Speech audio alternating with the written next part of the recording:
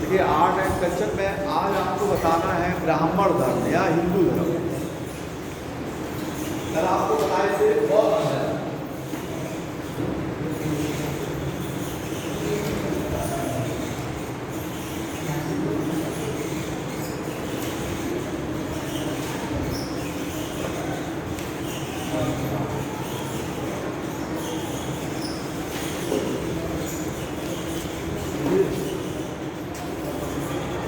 हिंदू धर्म बहुत प्राचीन, बहुत प्राचीन। पुराणों में इसके बारे में पूर्ण रूप से व्याख्या मिलती है। शुरुआत में ही जब हम सभ्यता को देखते हैं, शुरुआती भारतीय जो प्राचीन सभ्यता है, उस सभ्यता से ही हमको हिंदू धर्म का शुरुआती रूप से दिखाई देने लगता है, सांकेतिक रूप से दिखाई देने लगता है। आगे और जब सभ्यता आती है तो उसका विकास उसी रूप में हमको दिखाई देता है।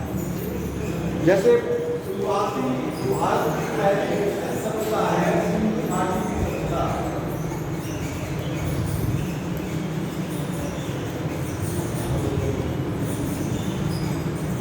यहीं से हमको हिंदू धर्म के तत्व दिखाई देते हैं। जो वहाँ पे जिस इष्ट देव की पूजा की जाने लगी थी, उसको आगे चल के एक देवता के रूप में मान के और सीधा संबंध उनसे धर्म से जोड़ दिया गया था। सिंधु घाटी सभ्यता में हमने बताया है कि कई शास्त्र मिले हैं। जब मोहनजोदड़ो को खुदाई गई थी तो वहाँ से एक मोहर मिली थी। उस मोहर पे जिस का व्यक्ति का चित्र उस समय दिखाया गया था, उसको आदि रूप में शिव मानते हैं। ठीक है, आगे चल के उनको ही शिव के रूप में माना जाता है। और जब वैदिक काल आता है तो उन्हीं को क्या कहते हैं, रुद्र, यानी वैदिक देवता के रूप में रुद्र की शुरुआत होती है। लेकिन रुद्र आगे शिव माने जाते हैं। तो भारत में हिंदू धर्म का जो विकास है वो शुरुआती दौर से ही इसके लक्षण दिखाई दे रहे थे। हम पहले आपको दो विशेष रूप में जो संप्रदाय आगे चल के बढ़ा, एक शैव संप्रदाय, एक वैष्णव संप्रदाय, इसके बारे में आपको बताते हैं। पहले हम आपको बताते हैं वैष्णव।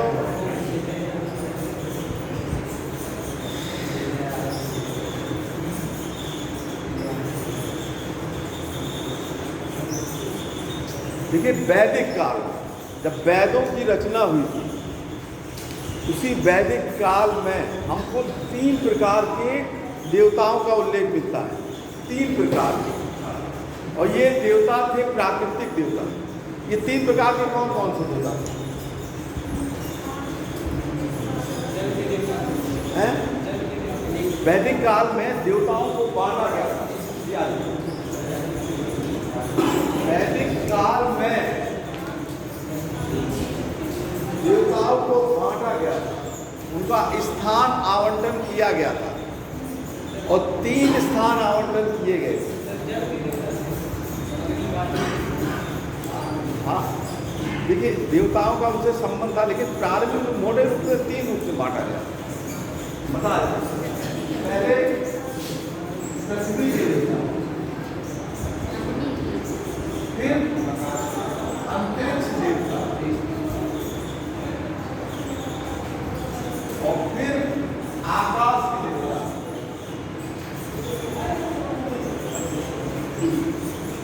ये 3 प्रकार के देवता उस समय थे, प्राकृतिक रूप से जो पूजा की जाती थी उस समय। इन 3 भागों में बांटा, हमने आपको बताया भी, 3 भागों में, पृथ्वी के देवता, अंतरिक्ष के देवता, आकाश के देवता। ठीक है, तो पृथ्वी के देवता जैसे बृहस्पति है, आपसे सरस्वती है, ये पृथ्वी के अंतरिक्ष के केंद्र है, वायु है, रुद्र। ये रुद्र क्या है? शिव। ये उस समय वैदिक काल में आकाश के देवता विष्णु, वरुण,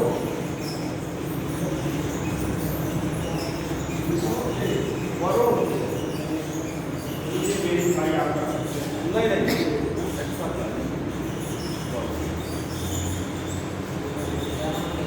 ये विष्णु, वरुण, ये क्या है? ये आकाश के देवता। यानी जब हम पहली बार विष्णु की बात हमको वैष्णव धर्म जब हम पढ़ते हैं तो विष्णु को किस देवता के रूप में पूजा गया? जैसे हम लोग विष्णु की पूजा करते हैं ना, आजकल विष्णु भगवान की जो पूजा की जाती है हिंदू धर्म में, तो शुरुआती दौर में विष्णु का जो उल्लेख मिलता है वो ऋग्वैदिक काल में। ऋग्वैदिक काल में उनको किस देवता के रूप में, कहाँ के देवता थे वो? आकाश के देवता। देखिए क्वेश्चन आता है, आकाश के देवता विष्णु देवता, आकाश के देवता थे शुरुआती तौर पे। उनको जब ऋग्वैदिक काल में हमको जो साक्ष्य मिलता है वो आकाश के देवता थे। तो आगे चल के इन्हीं विष्णु धर्म का विकास होता है आगे चल के, और इनका संबंध सीधे क्या कहते हैं नारायण धर्म से, यानी वैष्णव धर्म, और इनका सीधा संबंध कृष्ण से क्या कहते हैं मान लिया जाता है। तो विष्णु धर्म का जो प्राचीन उल्लेख ऋग्वेद में मिलता है आकाश देवता, जाते जाते और उसके बाद सबसे पहले हमको जो उपनिषद छांदोग्य उपनिषद में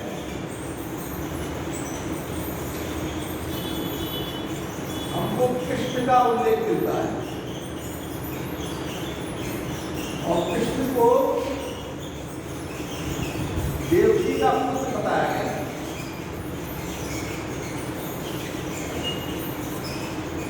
कृष्ण को छांदोग्य उपनिषद में देवकी का पुत्र बताया गया है।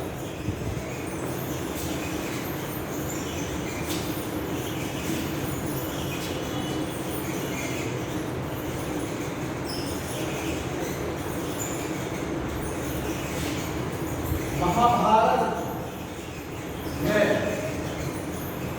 कृष्ण को विष्णु का अवतार बताया गया।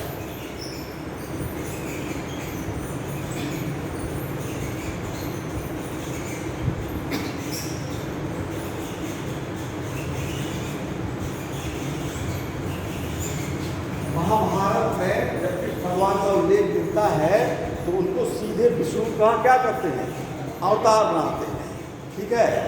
और कृष्ण उस समय जब माँ क्या कहते हैं वहाँ थे तो उनका सीधा संबंध नारायण से मान लिया जाता है।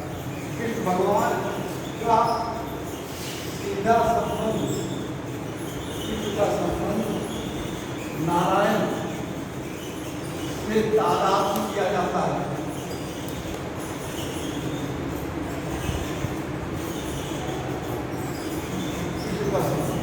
सीधे नारायण से तादात्म्य किया जाता है, और आगे चल के ये नारायण धर्म के रूप में हो जाता है। स्वयं कृष्ण भगवान को नारायण माना जाता है। तो जो विष्णु हम का अवतार जो हम कहते हैं कि विष्णु का जो उल्लेख वैदिक काल में हुआ वो आगे उनका संबंध कृष्ण से हो जाता है, और आगे चल के यही एक और धर्म 5 लाख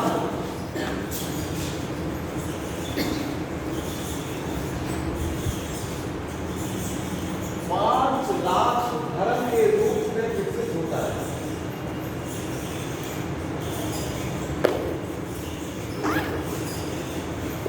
ये कृष्ण भगवान के जो अनुयायी थे उनको 5 लाख कहा जाता था, क्योंकि कृष्ण भगवान के लिए 5 बहुत महत्वपूर्ण ऋषि थे। माना जाता है कि उन्होंने यज्ञ किया 5 दिन और 5 रात, 5 दिन और 5 रात चलने वाले इस यज्ञ के कारण ही इसको 5 रात धर्म के रूप में जाना जाता है। आगे चल के कृष्ण भगवान की तो पूजा होती ही थी, कृष्ण भगवान के साथ साथ 5 वीरों की और भी पूजा होने लगी। इसको हम लोग कहते हैं 5 वीर पूजा।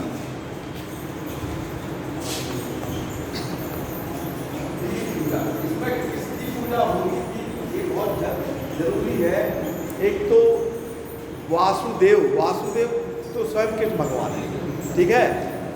पहला वासुदेव,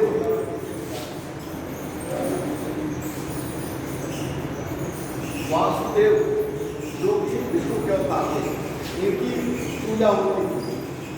दूसरा संकर्षण, संकर्षण कौन है?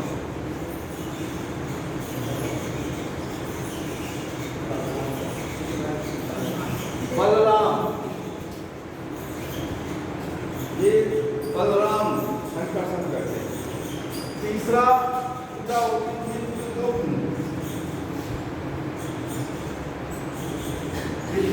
कौन है? ये कृष्ण भगवान के लड़के थे, ठीक है। उनकी माता जी का क्या नाम था?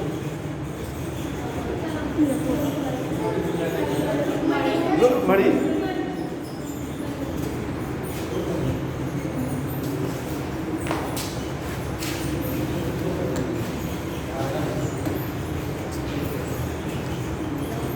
देखिए बहुत इम्पोर्टेंट है, ये अक्सर ये आता है क्वेश्चन, ये आप जान लीजिए कि जब कृष्ण भगवान का संबंध विष्णु भगवान से माना गया, आप लोगों ने महाभारत देखा भी होगा, महाभारत में उनको बताया भी गया है, सीधे उन्होंने कहा ही है कि विष्णु के वो अवतार आगे तक के हो जाते हैं, ठीक है।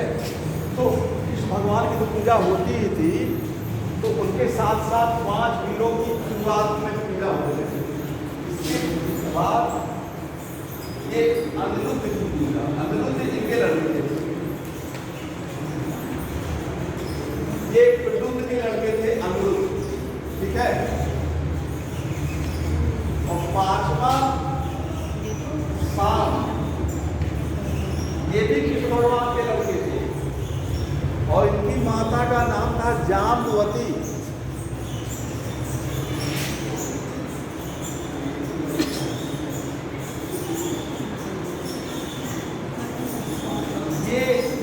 जाम्बवती जो थी वो राक्षस कुल की महिला थी, जिससे कृष्ण भगवान ने विवाह किया था, ठीक है। तो होता क्या है, जो पहले ये 5 वीरों की जो पूजा हो रही है, आगे चल के इनको हटा दिया जाता है। इनका संबंध, ये जो शाम, इनका संबंध ईरानी देवता है, ईरान के देवता सूर्य से संबंध इनका किया जाता है। ईरान के जो देवता है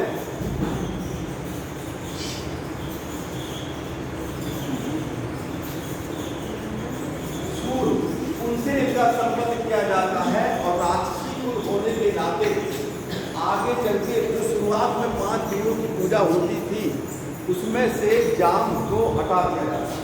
फिर ये 4, यानी ये जो 5 वीर थे, आगे चल के 4 लोगों की पूजा होती है, 4 वीरों की पूजा होती है।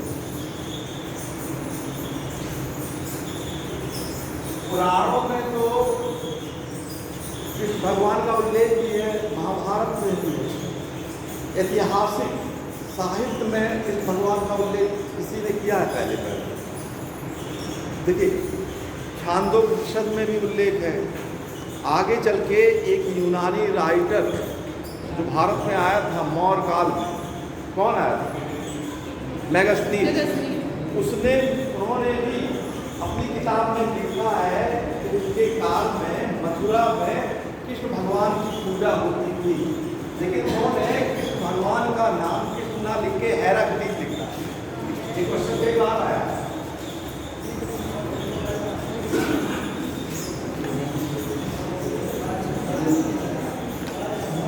मेगास्थनीज ने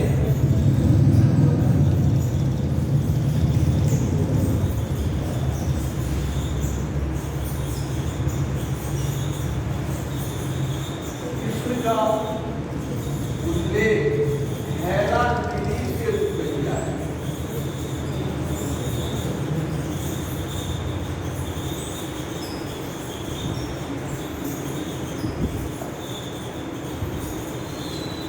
भगवान का उल्लेख हेराक्लीज, और ये लिखा हुआ है कि मथुरा में कृष्ण यानी हेराक्लीज की बड़े पैमाने पर पूजा की जाती है, इसका उन्होंने उल्लेख किया है। आगे चलते हमने आपको बताया कि ये शुंग काल पे चली, इसके बाद मौर्य वंश के बाद तुरंत शुंग काल। हमने बताया था कि एक राजा के काल में एक यूनानी राजदूत आता है जिसने एक वासुदेव की पूजा की थी, वासुदेव के सम्मान में गरुड़ स्तंभ स्थापित किया था। क्या नाम था उसका? ये बहुत बहुत इम्पोर्टेंट है, हम उसी समय पढ़ाते समय भी आपको बार बार ये चीज़ बता देते हैं। ये एक यूनानी राजदूत आया था भारत में, उस समय शुंग वंश के शासक थे जिनका नाम था भागभद्र। भागभद्र के 14वें वर्ष कार्यकाल में एक विद्वान आया था हेलियोडोरस। क्या नाम था?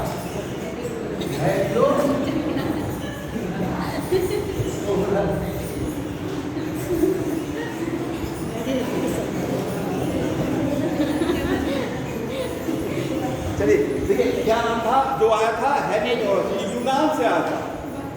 और उस समय यूनानी जो राजा थे एंटियाकीडस,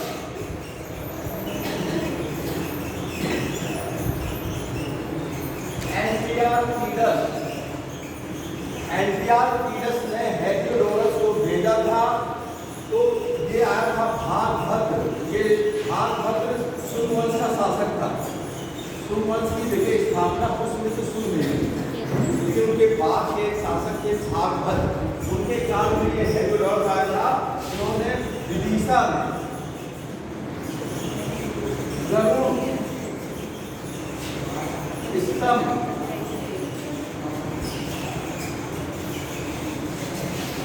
गरुड़ स्तंभ लगाया। ठीक है, तो ये उस समय दूसरी शताब्दी ईसा पूर्व में ये प्राचीनतम साक्ष्य मिलता है वासुदेव यानी कृष्ण भगवान की पूजा का। ये साक्ष्य उस समय प्राप्त होता है। इसके बाद हम देखते हैं तो पहली शताब्दी ईस्वी में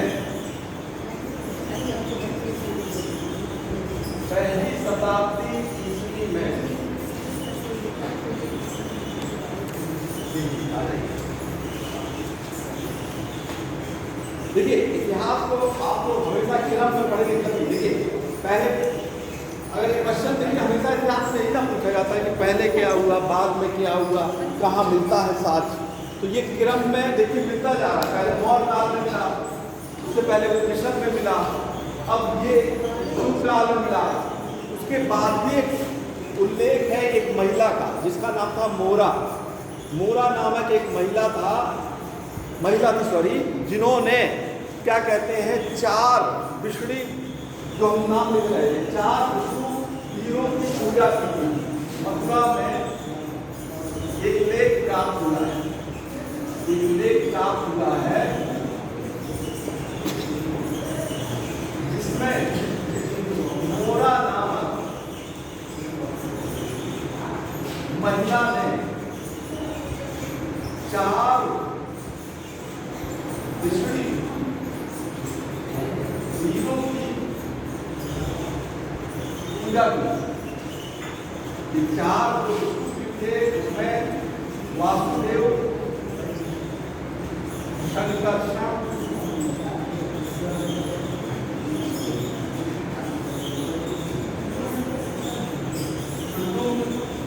और अनिरुद्ध, इनकी पूजा का साक्ष्य मिलता है पहली शताब्दी ईसा पूर्व में। ये मोरा नामक महिला उस समय उसने 4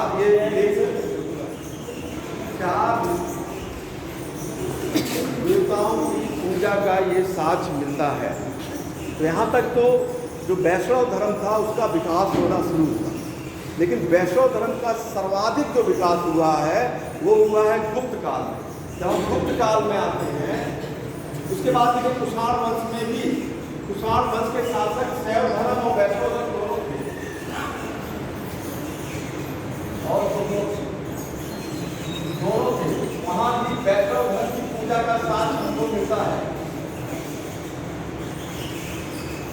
चंद्रवंश के ही एक शासक का नाम वसुदेव था।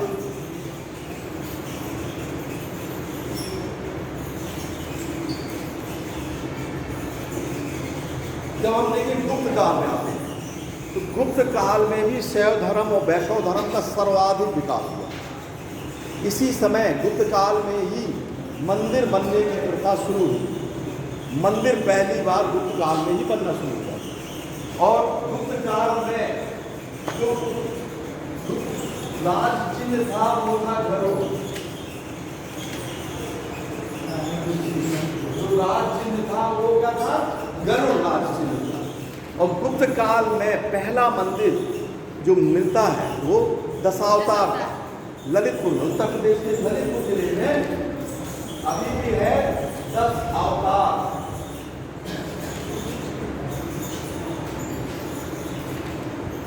दशावतार ये मंदिर मिलता है वैष्णव धर्म का।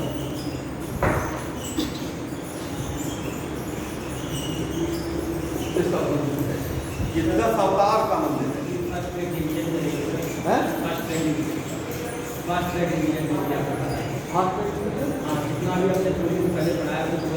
अरे अभी क्लास करेंगे तो ये मंदिर जो 10 अवतार, लेकिन 10 अवतार का साक्ष कहाँ से मिलता है? ठीक है, 10 अवतार यानी विष्णु का किताब में भी तो मूर्ति को बना दी गई, किताब में मूर्ति मिली है, ललितपुर में है अभी ये मूर्ति है। लेकिन ये जो 10 अवतार है, विष्णु का जो 10 अवतार है, ये मत्स्य पुराण है। मत्स्य पुराण है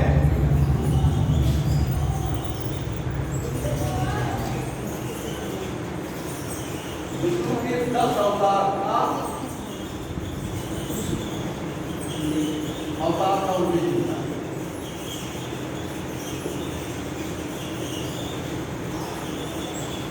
मालूम है हम लोग को 10 अवतार क्या क्या है? पहला क्या है?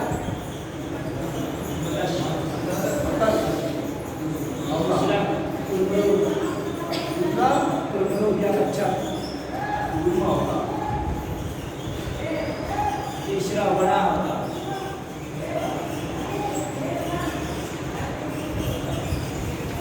चौथा नरसिंह होता, पांचवा बामन होता, छठा परशुराम होता, सातवां राम होता, आठवां कृष्ण होता, नौवां बुद्ध होता, 10वां कल्कि होता, 11वां राम होता।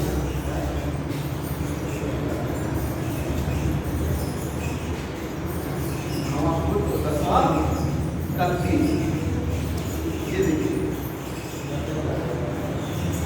ये हमारे जीवन का भी एक प्रारूप है। तो ये 10 अवतार की ये देखिए होता है, हैं?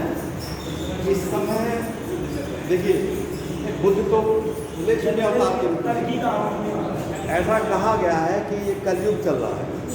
जब कलयुग घोर कलयुग चलेगा, ठीक है, बिल्कुल जब सत्य की बात को बिल्कुल नहीं सुना जाएगा, असत्य को ही एकदम माना जाएगा, तब क्या होगा? तब घोड़े पर आएंगे तलवार लेकर विष्णु भगवान, और जितने भी असत्य के साथी हैं उनको जो है सजा देंगे। क्या है? 10 अवतार, ठीक है, ये 10 अवतार की बात की गई है मंदिर के रूप में भी। और इसी समय देखिए गुप्त काल में इसका बहुत ज़्यादा विकास हुआ। गुप्त काल में बहुत विकास हुआ और गुप्त काल में जब मंदिर बनना शुरू हुआ विष्णु का, तो आगे चल के इसका हर जगह विकास हुआ। दक्षिण भारत में, हम दक्षिण भारत में चले, दक्षिण भारत के में भी वैष्णव धर्म का ये उदय गुप्त काल में हमको दिखाई तो देता है। लेकिन अगर हम ये देखते हैं कि विकास कैसे हुआ, कोई चीज़ ज़्यादा क्या कहते हैं फैली कैसे, तो ये शुरुआत होती है दक्षिण भारत से। दक्षिण भारत में वैष्णव धर्म के जो अनुयायी थे उनको आलवार कहते हैं, आलवार संत कहते हैं। ये 12 ऐसे संत थे जिन्होंने दक्षिण भारत में इस वैष्णव धर्म का प्रचार प्रसार किया। देखिए, कोई भी धर्म बिना प्रचार प्रसार के, बिना आश्रित मतलब आश्रय नहीं मिलेगा तो विकास नहीं हो सकता है। बौद्ध धर्म का भी यही बात थी, जैन धर्म भी यही था, वैष्णव धर्म में भी यही हुआ। दक्षिण भारत में 12 संतों ने पूरे दक्षिण भारत में वैष्णव धर्म का पूरा प्रचार प्रसार किया। और इसके बाद ये 12 जो क्या कहते हैं, कई लोग इसमें 12 लोग थे, इनका नाम हम नहीं लिख रहे हैं, कई 12 लोग 12 संत थे। इसमें देखिए अंतिम मधुर कवि थे, मधुर कवि थे। इसमें एक महिला भी थी, पूछा जाता है क्वेश्चन इन आरवासों में, जिसका नाम था आंडाल। इस तरह कई नाम है, कोई गई पैड चूडम, कई नाम है। मधुर कवि के शिष्य का नाम था रामानुज। रामानुज वैष्णव धर्म के अनुयायी थे और उन्होंने भी दक्षिण भारत में वैष्णव धर्म का प्रचार किया। लेकिन रामानुज ने ही दक्षिण भारत से उत्तर भारत में वैष्णव धर्म का प्रचार प्रसार किया। आगे चल के इस उत्तर भारत में रामानंद, हम लोग जानते हैं, रामानंद ने इसका बीड़ा उठाया और रामानंद के कई शिष्य हुए जिन्होंने उत्तर भारत में वैष्णव धर्म का क्या किया, विकास कर दिया। ठीक है, कई लोग वैष्णव धर्म मानते थे, जैसे भाई कबीरदास थे, वो भी वैष्णव धर्म के ही अनुयायी थे। ठीक है, निर्गुण पंथ तो थे लेकिन राम को वो भी मानते थे। ठीक है, तो कहने का मतलब है कि वैष्णव धर्म की जो शुरुआत हुई वो पौराणिक से लेके ऐतिहासिक साक्ष्य से लेके इसका विकास तो हुआ, लेकिन दक्षिण भारत में इसका अधिक विकास हुआ और दक्षिण भारत से ही उत्तर भारत में ये वैष्णव धर्म आया। और जब हम क्या कहते हैं, गुप्त काल में जो लक्ष्मी जी की जो पूजा की बात आती है और विष्णु की, ये गुप्त काल में ही शुरुआत हुआ। और हरिहर यानी शिव और विष्णु की एक साथ जो मूर्ति बनती थी वो उसकी शुरुआत भी गुप्त काल में ही हुई। तो गुप्त काल में भी बहुत अधिक विकास हुआ वैष्णव धर्म का। उन का क्या कहते हैं, राज धर्म ही था। शैव धर्म के अनुयायी तो वो लोग थे ही, लेकिन वैष्णव धर्म के भी क्या कहते हैं, वो लोग अनुयायी हैं। और आगे चल के ये वैष्णव धर्म क्या कहते हैं, पूरे हिंदू धर्म में बहुत प्रभावित हो जाता है। यहाँ के 3 प्रमुख देवता के रूप में, पहले तो कई देवता थे, हम शुरुआत में बता रहे थे, वैदिक काल में अनेक देवता थे ऋग्वैदिक काल में, लेकिन धीरे धीरे आते हुए हिंदू धर्म में 3 प्रमुख देवताओं का विकास हुआ और जिसको हम लोग क्या कहते हैं, ब्रह्मा विष्णु लिखने की जरूरत नहीं है। ये 3 क्या कहते हैं, देवता थे। ठीक है, ये फेमस हुए और प्रसिद्ध हुए।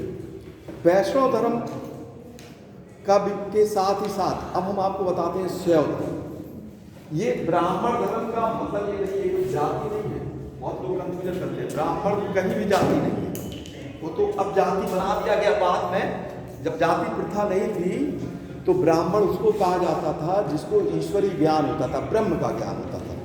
ठीक है, जो यज्ञ कराता था, जिसको ज्ञान होता था, जो यही काम ही करता था, वही ब्राह्मण हो जाता था। ठीक है, तो इसी ब्राह्मण धर्म का आगे चल के संप्रदाय के रूप में विकास भी हुआ और प्रचार प्रसार भी हुआ। हम देखते हैं शैव धर्म। शैव धर्म की शुरुआत का संकेत हमको सिंधु घाटी सभ्यता में ही दिखाई देता है। वैसे तो वैदिक काल में, ऋग्वैदिक काल में हमने बताया अभी आपको कि रुद्र एक प्रमुख देवता थे उस समय, लेकिन सिंधु घाटी सभ्यता की जब खुदाई हुई तो उसमें कुछ मोहरें थी। उस मोहरों में जिस प्रकार शिव की बाद में पूजा की जाने लगी, प्रारंभिक रूप में जो शिव को उस समय दर्शाया गया था मोहरों पर, वो योग आसन में दर्शाया गया था। और उसी योग आसन में बाद में दर्शक क्या कहते हैं, मूर्ति बनने लगी और बाद में भी उनकी कल्पना इसी रूप में करने लगी। तो ऐसा माना जाता है कि सिंधु घाटी के जो लोग थे वो शैव धर्म से परिचित थे। मार्शल महोदय ने भी लिखा हुआ है, जब उन्होंने क्या कहते हैं वो मोहर मिली तो उन्होंने बताया था कि ये इस मोहर पे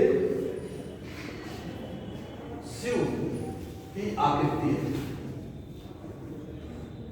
तो शुरुआत तो सिंधु घाटी की सभ्यता में सांकेतिक रूप से हो जाती है।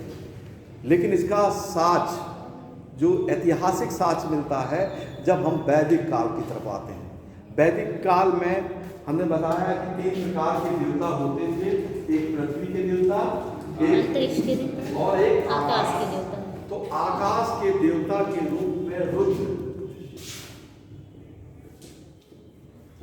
आकाश के जो देवता थे रुद्र, इनका उल्लेख था। उस समय ये बहुत क्रोध करने वाले देवता थे। ये सॉरी अंतरिक्ष, अंतरिक्ष, आकाश है अंतरिक्ष, अंतरिक्ष देवता रुद्र थे। ये बहुत ही कठोर थे, बहुत कठोर थे। आगे चल के उत्तर वैदिक काल में इन्हीं रुद्र देवता का संबंध, उत्तर वैदिक काल में रुद्र का संबंध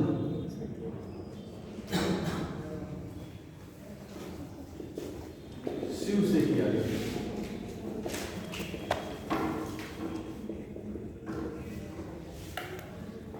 रुद्र का संबंध जो है शिव से किया गया।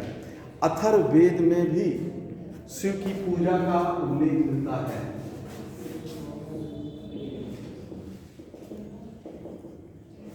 शिव की पूजा का उल्लेख मिलता है।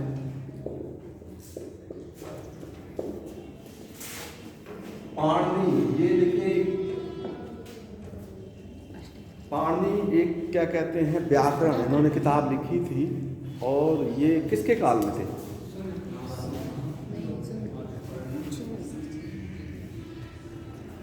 नंद वंश। देखिए महापद्म नंद, उन्हीं इनकी किताब थी अष्टाध्यायी, है ना? देखिए ऐसे ही पूछा जाता है क्वेश्चन कि पहले मतलब कहाँ साथ मिलता है, इसमें भी शिव का पूजा का साथ मिलता है। पाणिनि की किताब में भी शिव की पूजा करने का उल्लेख मिलता है।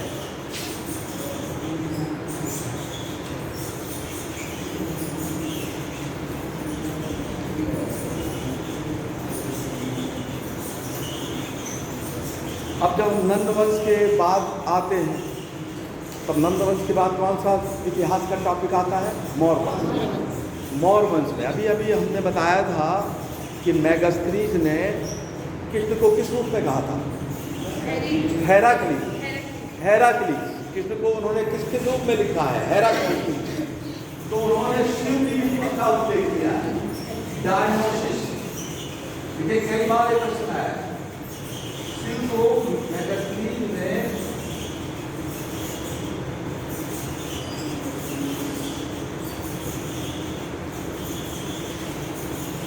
डायनोसिस के रूप में उल्लेख किया है।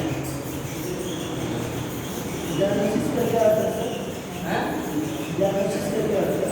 डायनोसिस शिव को उन्होंने यूनानी भाषा में डायनोसिस, यूनानी भाषा में डायनोसिस कहा, ठीक है, जिसका संबंध आगे चल के शिव से लगाया गया।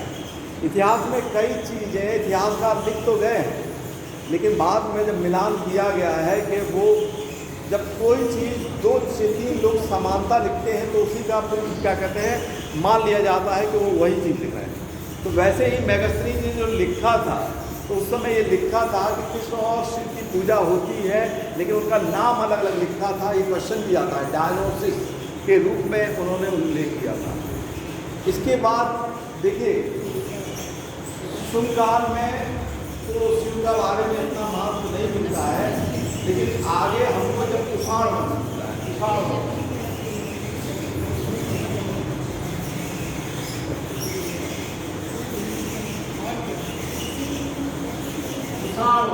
देखिए कई बार क्वेश्चन आया। कुषाण वंश के एक शासक थे जिनका नाम था बिम्बकटपिसेस, जिन्होंने ही पहले सोने का सिक्का चलाया। उन्हीं के सिक्के पर शिव का आकृति भी है, शिव की आकृति भी है और नंदी के साथ त्रिशूल मिला है। ये प्राचीनतम शास्त्र माना जाता है जो एक चित्रकला के रूप में जो सिक्कों में मिल गया।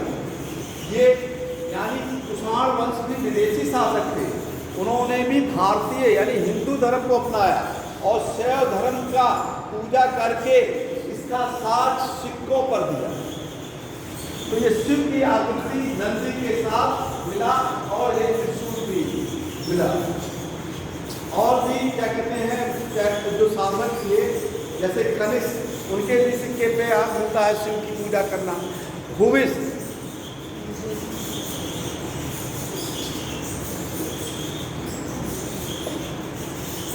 इनके जो भी सिक्का मिला है उसमें भी शिव की पूजा का साथ मिला है।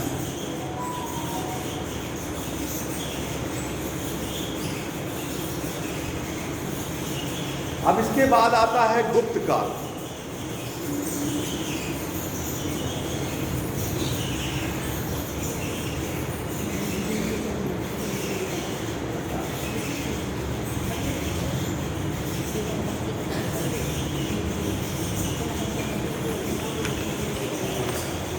देखिए, गुप्त काल में कई शासक हुए। समुद्रगुप्त का नाम आप लोगों ने सुना ही होगा। समुद्रगुप्त का एक लेख मिला है, कहाँ से? प्रयाग स्तंभ लेख, ठीक है। उसी स्तंभ लेख में लिखा हुआ है कि जो गंगा का जो अवतरण हुआ है वो कहाँ से हुआ? शिव की, ये लोग हम लोग पढ़ते हैं ना, तो ये प्रयाग स्तंभ लेख में लिखा हुआ है। प्रयाग स्तंभ लेख में ये सब लिखा हुआ है।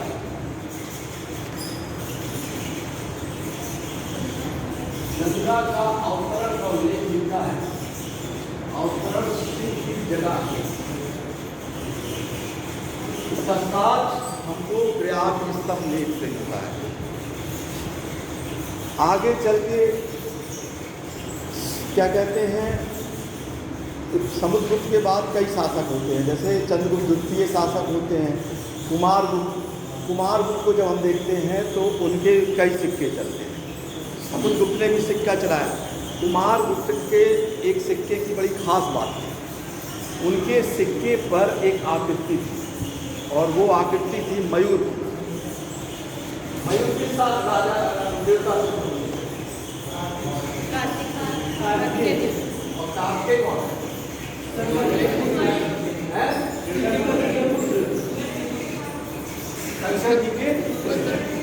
मतलब कहने का मतलब, देखिए क्वेश्चन आता है हमेशा, मयूर की आकृति मिलती है कुमारगुप्त के सिक्के से, ठीक है। और क्या कहते हैं, तुझे शिव का यहाँ भी साथ मिलता है। इसके साथ ही कई मंदिर बने हैं, गुप्त काल में कई मंदिर बना है, ठीक है। जबलपुर में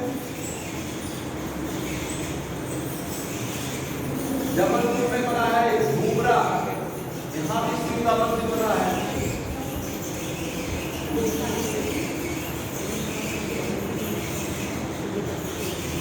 शिव का मंदिर बना है। आगे चल के जिस प्रकार वैष्णव धर्म का, देखिए दक्षिण भारत में क्या कहते हैं प्रचार प्रसार हुआ था। दक्षिण भारत में भी शिव धर्म का प्रचार प्रसार हुआ। वैष्णव धर्म का प्रचार प्रसार करने वाले को क्या कहते थे दक्षिण भारत में? आलवा। और शैव धर्म का नारायण।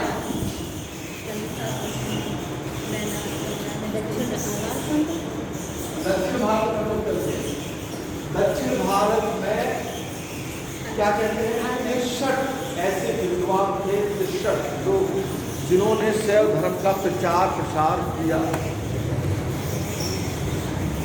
63 विद्वान जिन्होंने शैव धर्म का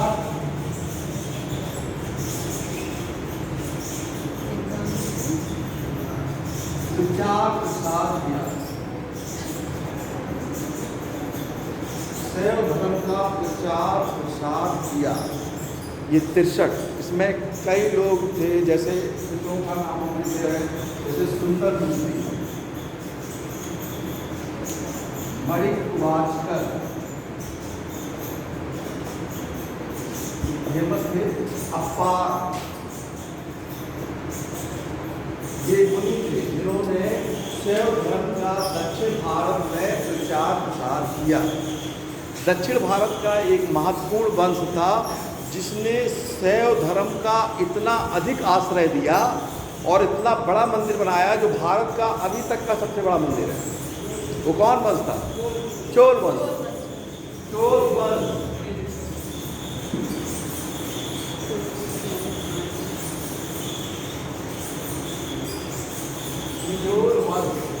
चोल वंश के जो अनुयायी थे, जैसे कि उस काल में वैष्णव धर्म को बहुत प्रचार मतलब आश्रय मिला था, वैसे ही दक्षिण भारत में चोल वंश में शैव धर्म को का प्रचार प्रसार बहुत हुआ। और चोल वंश का ही एक राजा था जिसका नाम था राजराज प्रथम। इसी ने मंदिर बनाया या राजराजेश्वर मंदिर बनाया। ये भारत में शिव का सबसे बड़ा मंदिर है। ये सबसे बड़ा मंदिर है। चोल वंश में शैव धर्म का सर्वाधिक विकास हुआ। अनेक मूर्तियां भी बनी, अनेक मंदिर भी चोल वंश से बने। इसके बाद देखिए राजे कुसुम, इन्होंने भी राजे कुसुम ने भी शैव धर्म का मंदिर बनवाया।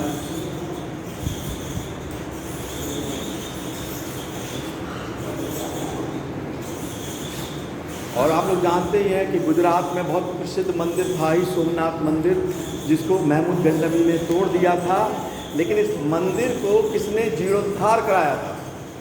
तोड़ तो दिया था, लेकिन इस मंदिर को, इस मतलब जो शिवलिंग था उसको किसने फिर से ठीक ठाक कराया? ये था उस शासक का नाम था कुमारपाल। ये चौलुक वंश का शासक था। चौलुक या अनिलवाड़ वंश,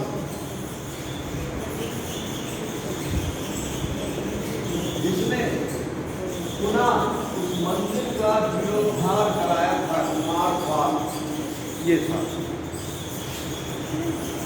शैव धर्म तो अपने रूप में है ही है, लेकिन शैव धर्म का विकास उनके संप्रदाय के रूप में हुआ। आगे चलकर शैव धर्म का जो विकास हुआ, उनका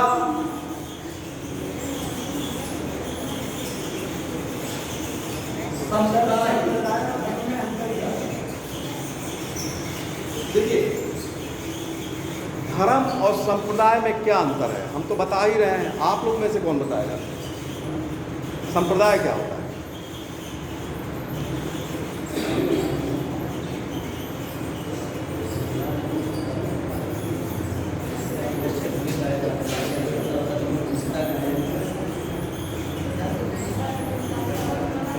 क्या होता है संप्रदाय? धर्म होता है और संप्रदाय में क्या अंतर है? देखिए किसी भी धर्म के अनुयायी होते हैं, ठीक है। जब किसी इष्ट देवता को अलग अलग तरीके से उनकी पूजा अर्चना पद्धति की जाती है, उनको अलग तरीके से माना जाता है, लेकिन देवता एक ही रहे, लेकिन मानने का तरीका क्या है? अलग अलग हो, तो वो क्या कहते हैं? धर्म का विभाजन संप्रदाय में हो जाता है, ठीक है। जैसे बौद्ध धर्म का संप्रदाय कौन कौन सा है? हीनयान और महायान, अलग अलग तरीके से उनको माना जाता है। संप्रदाय विवादिता से भरा पड़ा है और धर्म विवादिता से परी है। चलिए इसका उत्तर भी हम देते हैं बाद में। तो ये क्या कहते हैं? संप्रदाय हुआ। वैसे ही देखिए शैव धर्म में भी आगे चल के संप्रदाय में विभाजन हुआ। पाशुपत संप्रदाय,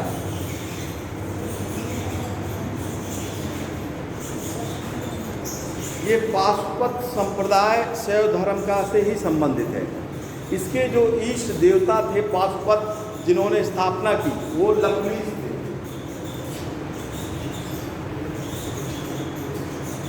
ये लगभग दूसरी शताब्दी ईसा पूर्व में ऐसा माना जाता है कि पाशुपत संप्रदाय का जन्म हुआ।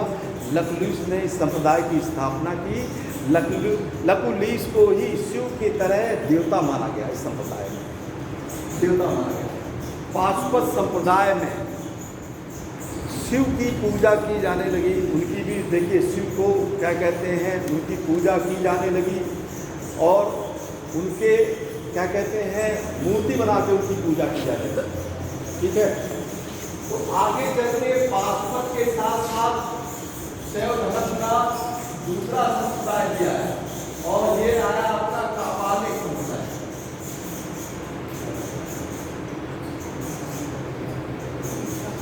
इसमें शैव धर्म की जो इसमें स्थापना की थी भैरव, इसके इष्टदेव भैरव थे। आज भी देखिए संप्रदाय चल रहा है। ये लोग क्या कहते हैं, आप लोगों ने देखा भी होगा कि शिव की पूजा करते हुए बहुत लोग भस्म की आरती करते नहीं, आज भी होती है। तो ये सब इस संप्रदाय के लोग क्या करते थे कि भस्म लगाते थे अपने शरीर में। ठीक है, भस्म लगाते थे अपने शरीर में और इसकी शुरुआत उन्होंने कर दी। अब देखिए इनका तरीका दूसरा हो गया कापालिक संप्रदाय का। साथ ही साथ भस्म के साथ साथ इन लोगों ने नरमुंड, आप लोगों ने देखा है कि नहीं मालूम है, देखा तो नरमुंड की माला भी पहनने लगे। सर सूरापान वगैरह भी तो ये सब करते थे। सूरापान वगैरह, सूरापान, हाँ, इसमें सूरापान का मतलब हो गया कि जो नशीली चीज है उसका भी सेवन कर लिया, जैसे भांग खाने लगे। ठीक है, गांजा पीने लगे। आप देखेंगे कि बहुत लोग जब तीर्थ यात्रा लगी रहती है तो बहुत से अनुयायी ये क्या करते हैं, भांग को, धतूरे को, इसका भी उपयोग करते हैं। इसीलिए शिव के दिन आप शिवरात्रि को देखें भी तो उनको चढ़ाया भी जाता है, भांग भी चढ़ाया जाता है, धतूरा भी चढ़ाया जाता है ना। तो ये अब ये इन्होंने देखिए इनका तरीका अलग हो गया ना, ये तरीका अलग हो गया, लेकिन समाज में इस तरीके की मान्यता है कि नहीं है? हम यही आपको मानना है तो उनके इतने शिव भी, लेकिन मानने का तरीका इनका क्या हो गया, अलग अलग हो गया। ये चल भी रहा है, समाज में चल भी रहा है। एक और इसमें संप्रदाय है, इसमें लिंगायत संप्रदाय। ये दक्षिण भारत में संप्रदाय की पूजा होगी और इसके जो इष्ट देव थे वो माना जाता है बसवराज।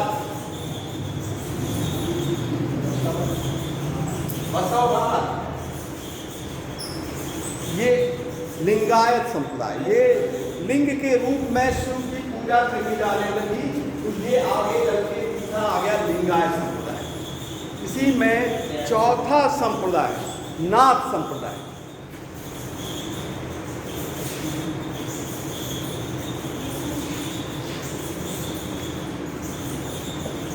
नाथ संप्रदाय, इसके प्रवर्तक कौन थे? मत्स्येंद्रनाथ। गोरखनाथ नहीं थे, मत्स्येंद्रनाथ। नाथ संप्रदाय, नाथ संप्रदाय ये इनका चौथा बहुत महत्वपूर्ण संप्रदाय था।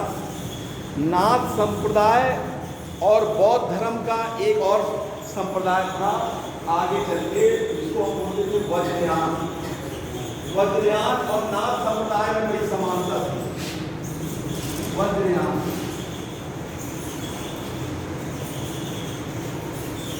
समानता ये थी कि नाथ संप्रदाय के में महिलाओं और पुरुष एक साथ वहाँ पे पूजा करने के लिए ये लोग क्या कहते हैं पूजा करने लगे। लेकिन बाद में इस संप्रदाय में क्या कहते हैं वज्रयान की तरह बौद्ध धर्म का भी आगे चल के माना जाता है कि जब 7वीं शताब्दी में वज्रयान संप्रदाय हुआ, यानी स्त्रियों की पूजा, पहले तो महात्मा बुद्ध भी इसका विरोधी थे, लेकिन जब स्त्रियों और सुरा सुंदरी क्या कहते हैं सुरापान होने लगा तो यहाँ नाथ संप्रदाय में मत्स्येंद्रनाथ और वज्रयान संप्रदाय के समान स्त्रियों के साथ जब पूजा करने लगे तो इसका क्या होता है विकास रुकने लगा। मत्स्येंद्रनाथ को भी हमने कल आपको बताया था, एक बौद्धिस्ट महायान संप्रदाय में एक बौद्धिस्ट थे जो वज्र क्या कहते हैं पद्मपाणी थे, उनका क्या नाम था? अवलोकोतेश्वर। इसीलिए देखिए क्वेश्चन भी आता है, मत्स्येंद्रनाथ को बौद्ध धर्म के जो बौद्धिस्ट थे अवलोकोतेश्वर,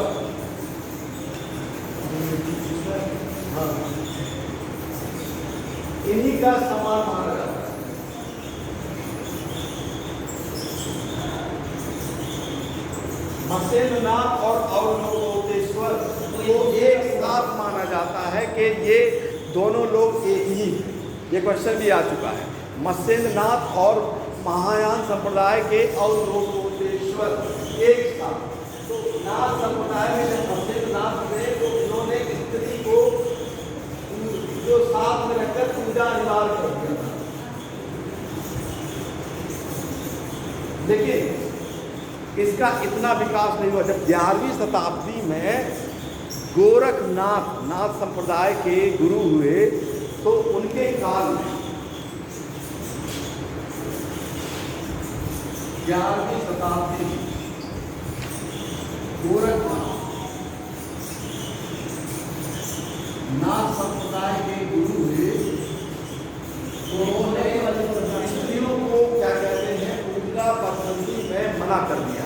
उन्होंने उस समय स्त्रियों के साथ पूजा यानी इसमें स्त्रियों की मनाही कर दी पूजा में। सिर्फ ब्रह्मचर्य का पालन यानी जो ब्रह्मचर्य लोग रहते हैं उन्हीं लोगों को क्या कहते हैं इसमें पूजा पद्धति में इस संप्रदाय में शामिल होने की बात कही। और आगे चल के इस संप्रदाय से एक योग भी जुड़ गया जिसको हम लोग कहते हैं हठ योग। हठ योग का विकास होता है। हठ योग क्या होता है? 11वीं शताब्दी में हठ योग का विकास मतलब जुड़ गया। हठ योग क्या होता है? शरीर के अचेतन पूरा में डाल देना योग के माध्यम से। देखिए हम आपको पढ़ा रहे थे जैन धर्म, हमने बताया है कि जैन धर्म में क्या कहते हैं एक पद्धति होती है, पूजा पद्धति होती है, बहुत कठिन होती है और कभी कभी उस पद्धति से लोग पूजा करते रहते हैं जब तक कि उनकी मृत्यु ना हो जाए। उसको कहते थे संलेखना, कहते थे कि नहीं कहते थे? वैसे ही ये हठ योग होता है। जब तक कि आपको अपना लक्ष्य ना पूजा पद्धति मिल जाए तब तक आप अपने शरीर पूजा करते रहिए। इसीलिए ये पूजा पद्धति बहुत खतरनाक होती है हठ योग। और नाथ संप्रदाय में 11वीं शताब्दी में हठ योग पूजा पद्धति को जोड़ा गया 11वीं शताब्दी में। और आगे चल के ये गोरखनाथ जी नाथ संप्रदाय के में इन्हीं का योगदान है कि सर्वाधिक विकास भी हो। तो ये 4 महत्वपूर्ण संप्रदाय थे जो कि शैव धर्म का आगे चल के इसी का जो है देखिए विकास हुआ। और शैव धर्म की पूजा पद्धति जो है वो विष्णु के समान क्या कहते हैं अभी भी मान है। मतलब विष्णु शिव इनकी पूजा पद्धति हिंदू धर्म में अभी भी विकास किया गया।